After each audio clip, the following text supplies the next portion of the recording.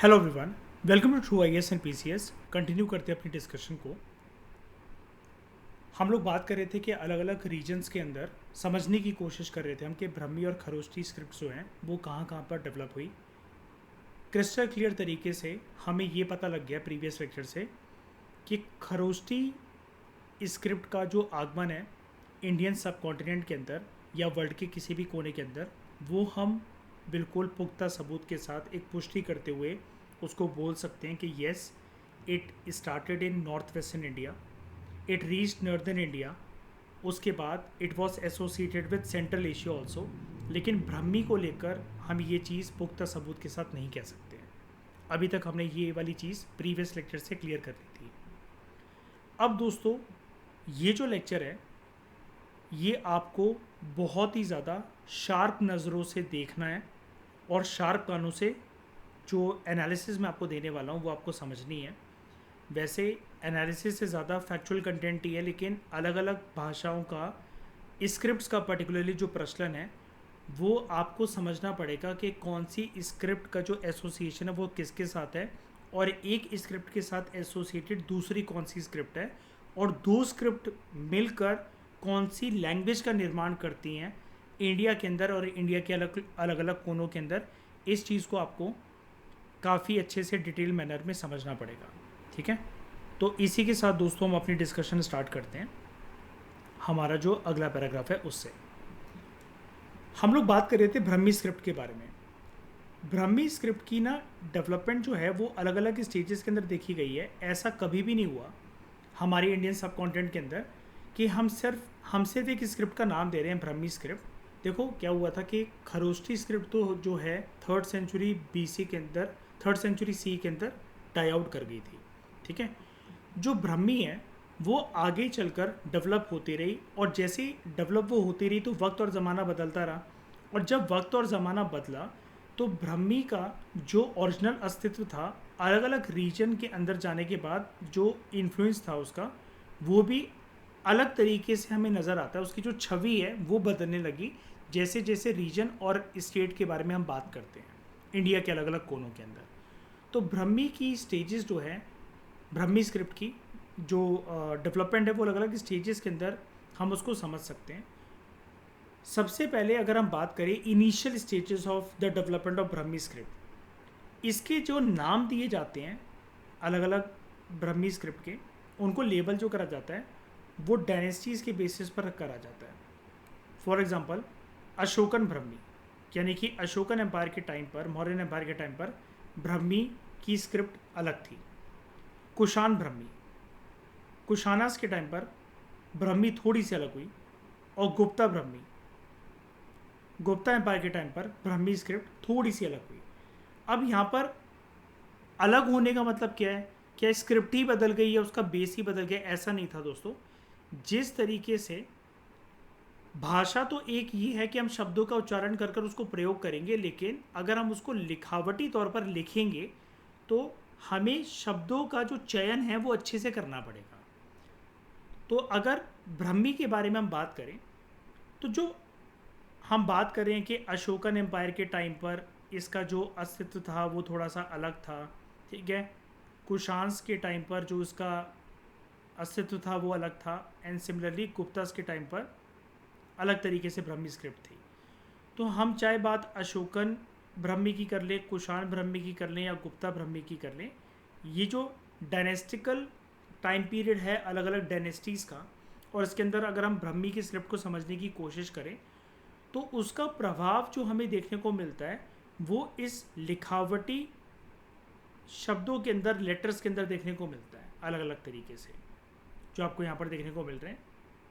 किसी किसी के अंदर क्या होगा कि जो एजेस होंगे वो ज़्यादा शार्प हो जाते हैं। ठीक है, फॉर एग्जांपल यहाँ पर जैसे हम लिख रहे हैं पा, ठीक है, ये देखो हम यहाँ पर लिख रहे हैं पा। तो फॉर एग्जांपल, जिस एग्जांपल के लिए मैं आपको बता रहा हूँ कि गुप्तास के टाइम पर हो सकता है कि ये जो चीज़ है ये काफ़ी ज़्यादा एंड का जो कोना है शार्प हो जाए। ठीक है, और पुराने अशोका के टाइम पीरियड तक ये थोड़ा सा ऐसा रहे, ये मोटापा इसका ज़्यादा रहे। ठीक है, कुशांस के टाइम पर हो सकता है कि ये ऊपर से लंबी रेखा आ रही हो और नीचे इतनी शॉर्ट हो गई हो। अलग अलग टाइम पीरियड के अंदर अलग अलग तरीके से इसको अपनाया गया इस स्क्रिप्ट को, ठीक है। बस यही डिफरेंस है, बेसिक डिफरेंस जो आपको बोला जा रहा है कि ब्रह्मी स्क्रिप्ट की स्टेजेस का development dynastic stages of development के बेसिस पर समझा जा सकता है। For example Ashokan Brahmi, Kushan Brahmi and Gupta ब्रह्मी, ठीक है। ये अलग अलग कैटेगराइजेशन है जिनका नाम डायनेस्टीज के बेसिस पर रखा गया है।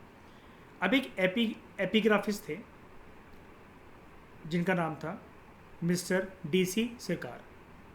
इन्होंने आइडेंटिफाई करा कि ये जो तीन स्टेजेस हैं of the development of this Brahmi script in northern India, ये अलग अलग सेंचुरीज के साथ कैसे एसोसिएटेड है। DC सरकार हमें बताते हैं अर्ली ब्रह्मी स्क्रिप्ट की जो डेवलपमेंट है it is associated in the time period of 3rd to 1st century BC। Middle Brahmi script का जो टाइम पीरियड था उसका जो टाइम पीरियड है जिसके साथ वो एसोसिएटेड है that is 1st century BC to 3rd century BC। And late Brahmi script का जो टाइम पीरियड है that is from 4th to 6th century C, ठीक है। याद रखना अर्ली ब्रह्मी जो स्क्रिप्ट है वो time period before common era का है, मिडल और लेट ब्रह्मी का वो कॉमन एरा का है। अब लेट 6th सेंचुरी के अंदर जो गुप्ता ब्रह्मी है it evolve into a script जिसको हम बोलते हैं सिद्ध मात्रिका, या जिसका दूसरा नाम होता है कुटिला। अब ये है फैक्चुअल कंटेंट जो मैं आपको बोल रहा था कि इस लेक्चर में आपको ये जो एनालिसिस है और जो फैक्ट्स हैं काफ़ी अच्छे से आपके पकड़ में आने चाहिए। लेट 6th सेंचुरी के अंदर जो ये गुप्ता ब्रह्मी है ये final stage of dynastic Brahmi script की इवोल्यूशनरी स्टेज आप इसको कह सकते हो। जैसे हम यहाँ पर 3 नाम दे रहे हैं ना, अगर हम टाइम पीरियड भी जैसे देखें तो ये Ashokan time period, Kushan time period और गुप्ता ब्रह्मी का time period.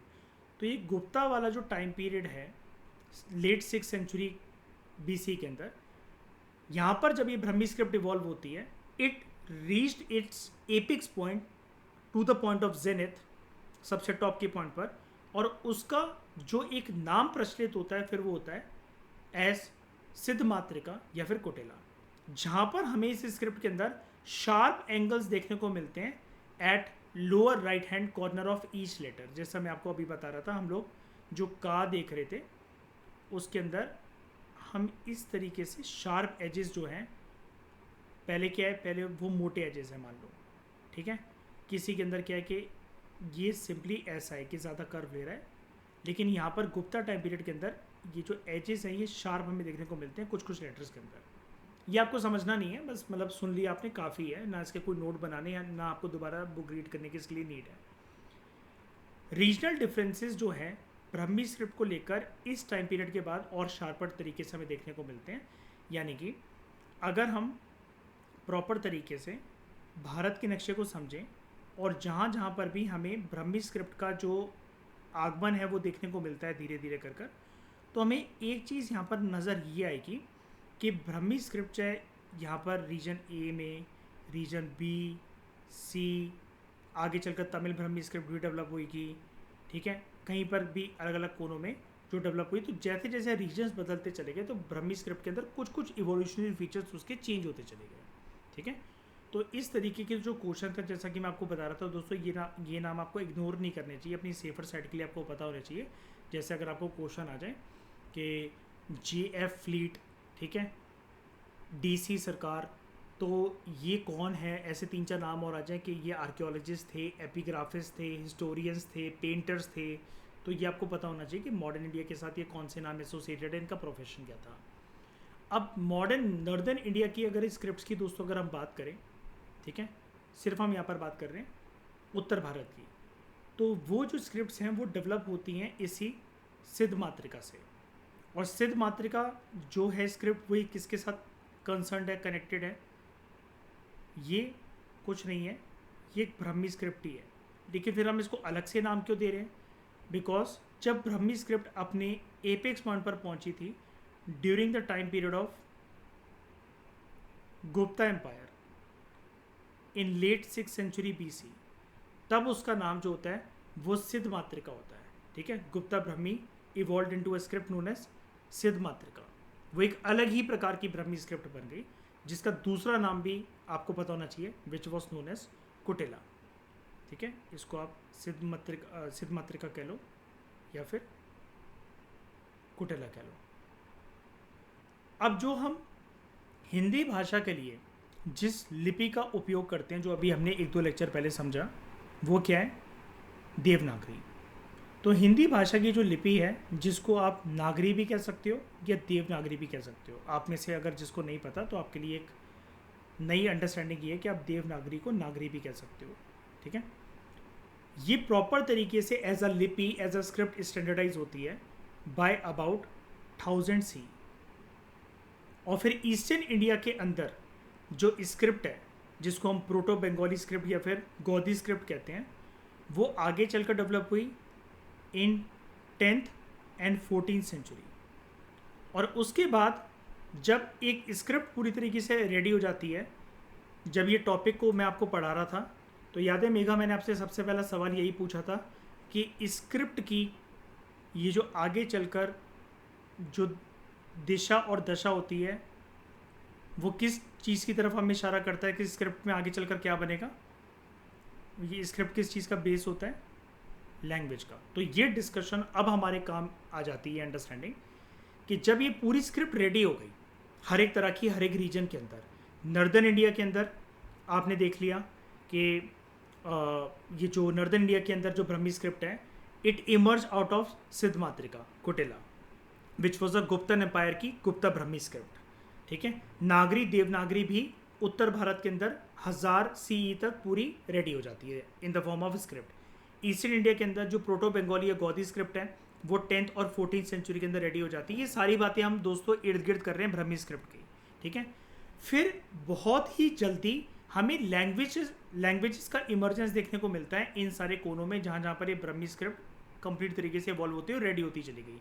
For example, Bengali language का आगमन हुआ, असामीज़ लैंग्वेज का आगमन हुआ, उड़िया लैंग्वेज का आगमन हुआ, और मैथिली स्क्रिप्ट जो है ये फिर आती है इन 14th एंड 15th सेंचुरीज। और ये एक ऐसा टाइम था कि फिर हमें बिल्कुल टॉप उत्तर भारत के अंदर, कश्मीर रीजन के अंदर, पहाड़ी इलाकों के अंदर, मतलब एडजस्टिंग जो एडजॉइनिंग एरियाज़ हैं जम्मू एंड कश्मीर के, वहाँ पर हमें श्राद्ध स्क्रिप्ट देखने को मिलती है। ठीक है, which emerge in Kashmir and its adjoining areas. तभी मैं आपको बोल रहा था पहाड़ी इलाके या फिर एक्सट्रीम उत्तर भारत यानी जम्मू कश्मीर का इलाका। ठीक है, अब हमने उत्तर भारत और ईस्टर्न इंडिया की कहानी तो देख ली। अब हम चलते हैं डीप डाउन द इंडिया के कॉर्नर्स पे, यानी कि दक्षिण भारत में, साउथ इंडिया में। तो अर्लीस्ट इंस्क्रिप्शन, अब बिल्कुल ध्यान से समझना है इस चीज़ को फोकस कर अर्लीस्ट इंस्क्रिप्शंस जो तमिल लैंग्वेज के अंदर हैं, जहाँ पर कुछ कुछ एलिमेंट्स हमें प्राकृत एलिमेंट्स भी देखने को मिल जाते हैं, तो इसलिए हम फिर इसको क्या नाम देते हैं? तमिल प्राकृत। और स्क्रिप्ट की फॉर्म में अगर हम लोग बोलें तो तमिल लैंग्वेज के अंदर ब्रह्मी स्क्रिप्ट का एमैल्गमेशन, मिक्सचर। ठीक है, इसलिए आपको ये नाम आगे चलकर अभी डिस्कशन में दिखेगा, तमिल ब्रह्मी। तो अर्लीस्ट इंस्क्रिप्शन तमिल भाषा के अंदर, जिसके अंदर कुछ प्राकृत एलिमेंट्स का एमैल्गमेशन मिक्सचर भी था, इनके जो एंग्रेविंग्स हैं वो हमें देखने को मिलते हैं इन रॉक शेल्टर्स एंड केव्स। ज़्यादातर जो एसोसिएटेड हैं, लोकेटेड हैं तमिलनाडु रीजन के साथ, तमिलनाडु रीजन के अंदर, स्पेशली अगर तमिलनाडु के अंदर भी हम बात करें in the area near Madurai. ठीक है, ये कौन सी स्क्रिप्ट के अंदर लिखे गए हैं? इन तमिल ब्रह्मी स्क्रिप्ट, यानी कि तमिल लैंग्वेज के अंदर ब्रह्मी की जो स्क्रिप्ट है, जो लिपि है तमिल भाषा के अंदर, उसका एमैल्गमेशन यहाँ पर देखने को देखा गया। तो यहाँ पर जब आपको कभी भी अपने मेंस की आंसर राइटिंग में, जो भी आप एग्ज़ाम्स दे रहे हो, उसके अंदर अगर आपको डाइवर्सिटी का फैक्टर लिखना हो या फिर यूनिटी इन डाइवर्सिटी का फैक्टर लिखना हो, एंशिएंट टाइम से ही वो कैसे चीज़ प्रचलित है, तो इसका जो शुरू में जो अस्तित्व है ये कहाँ से जुड़ा हुआ है? ब्रह्मी का, ये नॉर्दर्न इंडिया के साथ जुड़ा हुआ है। ठीक है, तमिल लैंग्वेज कहाँ से जुड़ी हुई है? सदर्न इंडिया से जुड़ी हुई है। लेकिन तमिल लैंग्वेज के अंदर हमें अगर ब्रह्मी स्क्रिप्ट देखने को मिल रही है, तो हम यहाँ पर नॉर्थ और साउथ इंडिया के दो एलिमेंट्स को एमलगमेट होते हुए देखते हैं, मिक्स होते हुए देखते हैं, घुलते मिलते हुए देखते हैं तमिल ब्राह्मी स्क्रिप्ट की फॉर्म में। ठीक है, तो एक पर्सन थे जिनका नाम था इरावथम महादेवन। ठीक है, इरावथम महादेवन जी ने आइडेंटिफाई ये करा कि तमिल ब्राह्मी स्क्रिप्ट के दो फेजेस हैं। इसका जो इवोल्यूशन हुआ है वो दो फेजेस के अंदर हुआ है, अगर हम इतिहास के पन्नों की तरफ मुड़कर देखें तो। एक फेज था अर्ली तमिल ब्राह्मी स्क्रिप्ट का, which got evolve from 2nd century BC to 1st century CE, and दूसरा जो टाइम पीरियड था it was from 2nd to 4th century CE, and इसको हम late Tamil Brahmi script evolutionary time period या फिर late Tamil Brahmi time period भी कह सकते हैं।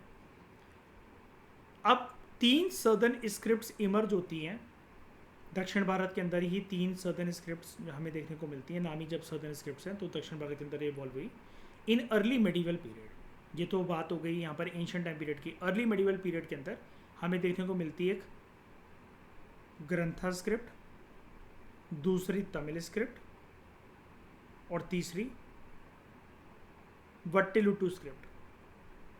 ठीक है, तो ये जो पहली ग्रंथा स्क्रिप्ट है this was use for writing Sanskrit, और जो तमिल और वट्टिलुटु स्क्रिप्ट है this was use for writing Tamil.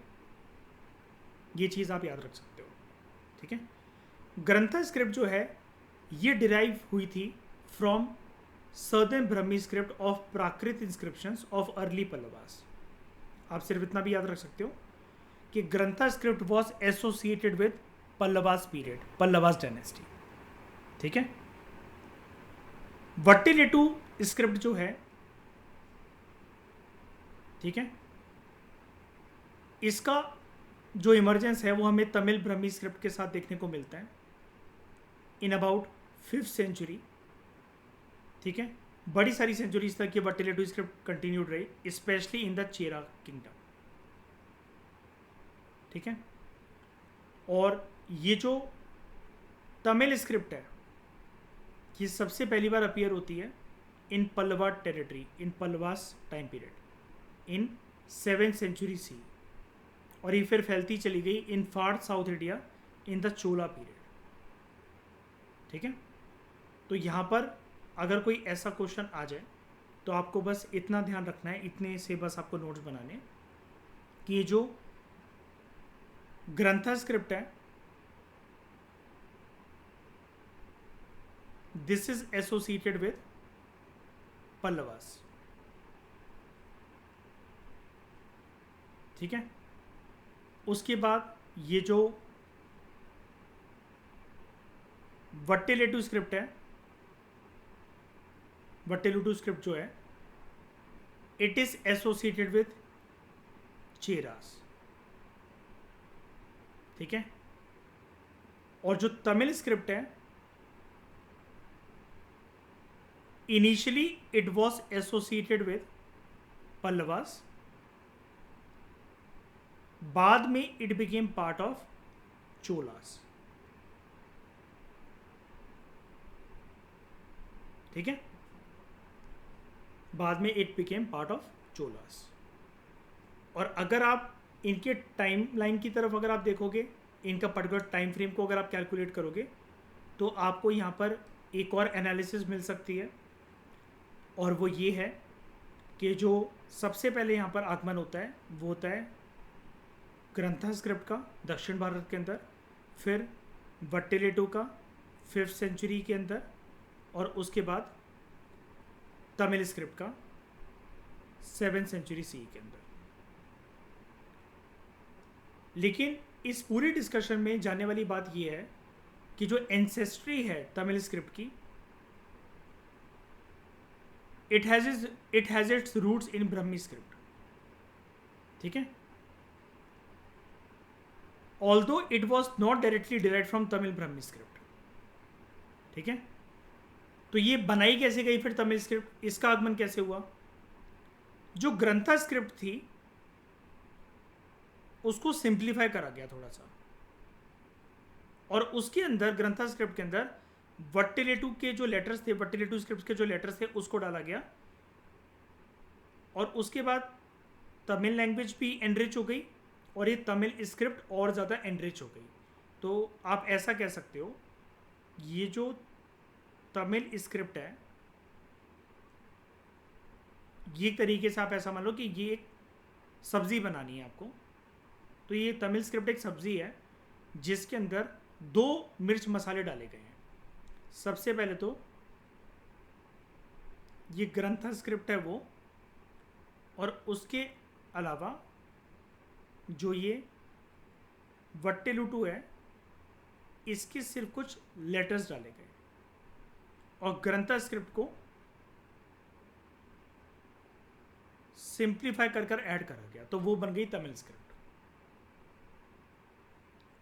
और आगे चलकर यही चीज़ हमें देखने को मिलती है in modern Telugu and Kannada script which took shape in 7th या फिर 8th सेंचुरी। और जो मलयालम स्क्रिप्ट है वो भी निकली हुई है ग्रंथा स्क्रिप्ट से ही इन 14th सेंचुरी। तो दक्षिण भारत के अंदर ये जो स्क्रिप्ट्स का जो सिलसिला है ये कब कहाँ कैसे फैला, इसको आपने अच्छी तरीके से जान लिया है। अगले लेक्चर में हम दोस्तों एक बॉक्स के बारे में बात करेंगे which is deciphered and undeciphered scripts. इस डिस्कशन में दोस्तों फिलहाल इतना ही। Thank you very much for discussion.